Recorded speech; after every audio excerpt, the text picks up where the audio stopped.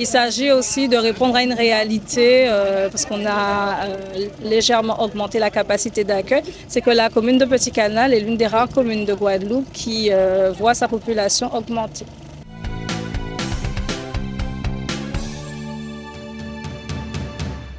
Alors, il s'est mis en place parce qu'il y a une urgence à agir. Comme je l'ai rappelé, dans le cadre du plan Séisme Antilles 3, qui est de 2021, c'est un programme de 2021 à 2027.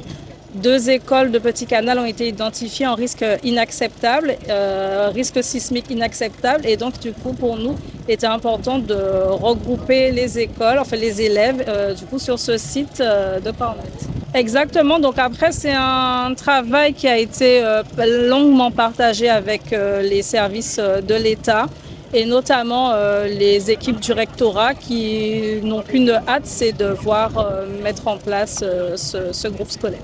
Alors aujourd'hui on est sur le site du futur groupe scolaire de Cornette, d'où le nom Cornette, c'était une ancienne habitation sucrière.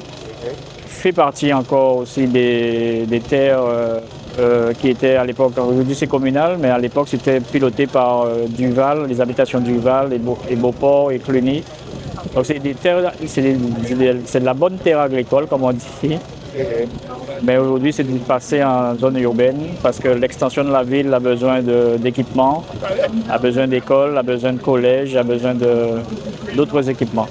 Donc ce site-là a été dans le PLU et dans le PLU plutôt, une zone urbaine. C'est un groupe scolaire qui va réunir une maternelle de 6 classes et un élémentaire de 8 salles de classe avec des espaces communs, la restauration, la cuisine de réchauffage, des espaces de sport, des espaces polyvalents. Bien distinctes, enfin, les entrées des écoles bien distinctes, sécurisées, les abords des écoles bien sécurisés, du parking personnel, du parking public.